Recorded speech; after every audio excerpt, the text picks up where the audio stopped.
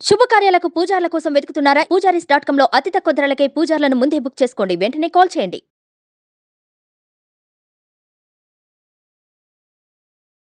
ఓం శ్రీ గురుభ్యో నమ. శ్రీ మహాగణాధిపతయ నమ. శ్రీమాత్రే నమ. కర్కటే పూర్వఫల్గుణ్యాం తులసీకాననోద్భవాం పాండ్యే విశ్వంభరాం గోదాం వందే శ్రీరంగనాయకీ.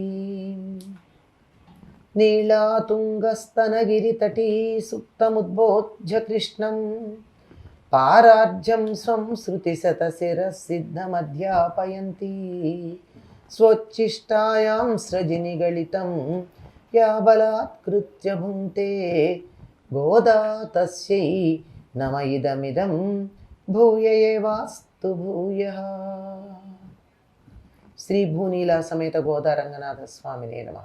குத்து விளக்கெரிய கோட்டுகால் கட்டில் மேல் மெத்தைன்ற பஞ்சசயனத்தின் மேலேறி கொத்தலர் பூங்குழல் நப்பின்னை கொங்கை மேல் வயத்து கிண்டந்த மலர் மார்பாய் திழவாய் மைத்தடக் கண்ணினாய் யுன்மணாளனை எத்தைனோம் போதுமுத்துயிலெழ ஒட்டாய்கான் எத்தனை ஏலும் பிரிவாத்தகில்லாயால் తత్తువమనృత్తకవేలోరెంబావాయ్. గోదాదేవి చెలులను మేల్కొల్పి తనతో పాటు నందగోపుని భవనానికి బయలుదేరి వెళ్ళింది. వెళ్ళిన తరువాత ద్వారపాలకులకు నమస్కారం చేసి, అంటే దేవాలయాల్లో తప్పనిసరిగా ద్వారపాలకులకు నమస్కారం చేస్తాం. ఇక్కడ ఆవిడ నమస్కారం చేసినట్టుగా కాక ప్రార్థన చేస్తోంది, తలుపులు తెరవమని. లోకాలన్నీ కాపాడేటటువంటి కృష్ణుణ్ణి కాపాడుతున్న నందుడి ఇంటికి కాపలా ఉన్న ఓ కాపలా కాచేటటువంటి ద్వారపాలక, తలుపులు తెరవమని ప్రార్థించింది. ఆ పైన నందుణ్ణి, యశోదని కూడా ప్రార్థన చేసింది. వారితో పాటుగా కృష్ణుణ్ణి లేపమని బలరాముణ్ణి కూడా ప్రార్థించింది. ఇప్పుడు అయినా కృష్ణుడు లేవలేదు.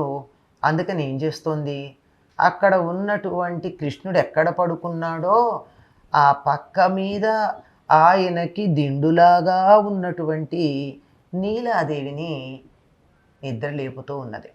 మన నీళాతుంగ స్తనగిరితటి సుప్తముద్బోధ్య కృష్ణం అని చెప్తూ ఉంటామే, అలా ఆవిడ ఎలా ఉంది అని చెప్తున్నారంటే, గుత్తి దీపాలు చుట్టూ వెలుగుతూ ఉండగా, అంటే పడక గది ఎంత చక్కగా ఉండాలో, నిద్రపోవడానికి ఎంతటి అనుకూలంగా ఉండాలో అంతటి అనుకూలంగా ఉంది. దానివల్ల మెలకు రావడం చాలా కష్టం. అనుకూలంగా వాతావరణం ఉంటే మెలకు ఎలా వస్తుందండి? గుత్తి దీపాలు ఉన్నాయిట, చుట్టూ ఉన్నాయిట. ఏనుగు దంతాలతో చేయబడిన కోళ్ళున్న మంచం మీద ఉన్నారట. చల్లదనం, మెత్తదనం, తెల్లదనం, ఎత్తు వెడల్పు ఉన్నటువంటి పాన్పు మీద ఉన్నారట. గుత్తులు గుత్తులుగా వికసిస్తున్న పూలు తల్లో ముడుచుకున్న కేశపాసం కలిగినటువంటి నీలాదేవి యొక్క స్తనముల మీద తన శరీరాన్ని ఆనుకుని పరుండి విశాలమైన వక్షస్థలం గల కృష్ణ, నువ్వు నోరు తెరిచి మాట్లాడు. కాటుక పెట్టుకున్న విశాలమైన కళ్ళు కలిగిన నీలాదేవి, నువ్వు నీ ప్రియుణ్ణి ఎంతసేపు లేవనీయకుండా ఆపుతున్నావు? ఈ మాత్రం ఎడబాటు కూడా సహించలేవా?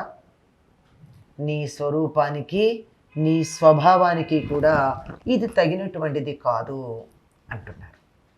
చూడండి, వాతావరణాన్ని ఒక్కసారి గనక మనం గమనించుకున్నట్టయితే, పడక గది ఎలా ఉండాలి? దీపాలు, చిన్న చిన్న దీపాలు ఉండాలి, ఎక్కువ వెలుగు ఉండకూడదు. ఒక్కచోట ఎక్కడో మూల ఉంటే సరిపోదు, అక్కడొకటి ఉండాలి, గుత్తులు గుత్తులుగా కూడా ఉండాలి. అలాంటి దీపాలు ఉన్నాయట. అంటే ఈ రోజుల్లో మనం అనుకునే చాండిలియర్స్ లాంటివి అప్పుడు ఉన్నాయన్నమాట. అనేక దీపాలు కలిపి ఉన్నవి.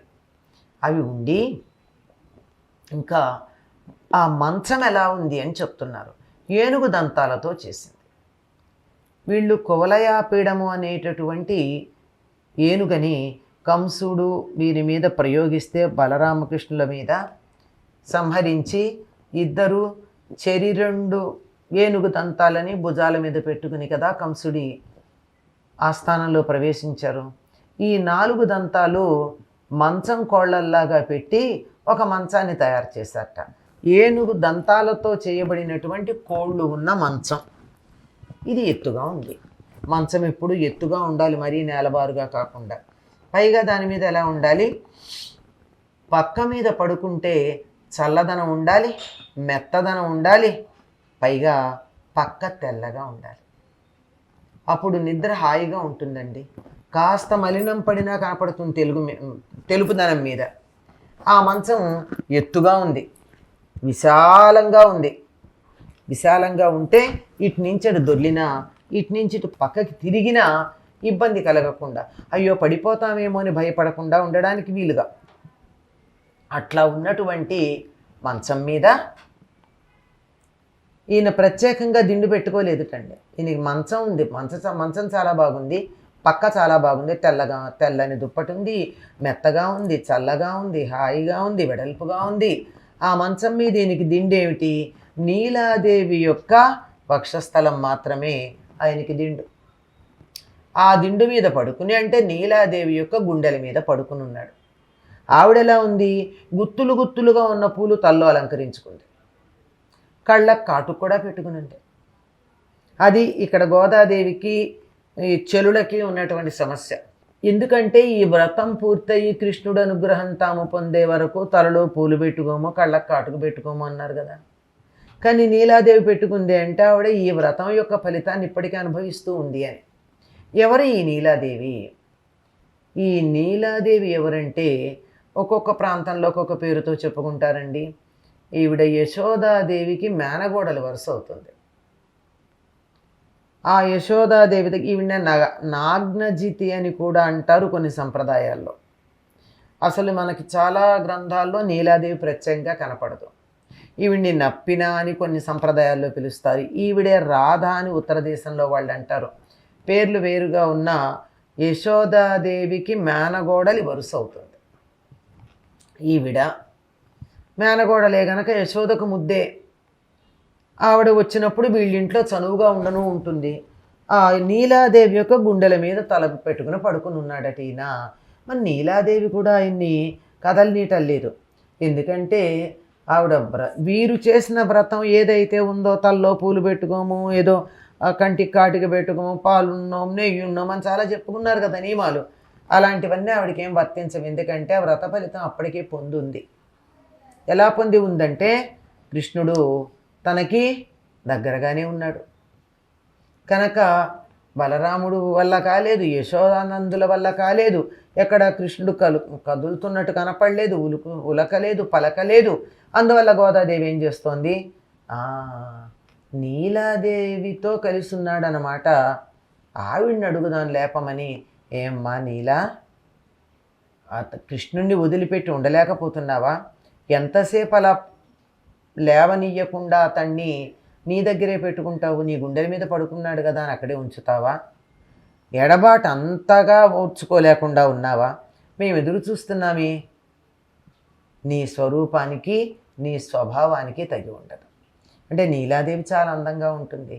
ఇంత అందమైన మనిషి ఇలాంటి ఇబ్బందికరమైన పని చేస్తుందా? ఇతరులకు ఇబ్బంది కలిగించేది నీ స్వరూపానికి సరిపోదు, అసలు నీ స్వభావానికి అసలే సరిపోదు. నువ్వు పరమ దయాస్వరూపిణివి. అంత దయ కలిగినటువంటి నువ్వు మేము ఇక్కడ ఎదురు చూస్తున్నాము అంటే కృష్ణుణ్ణి మా కోసం పంపించకుండా నిర్బంధించి ఆపడం అన్నది నీ దయాగుణానికి విరుద్ధమైనటువంటిది.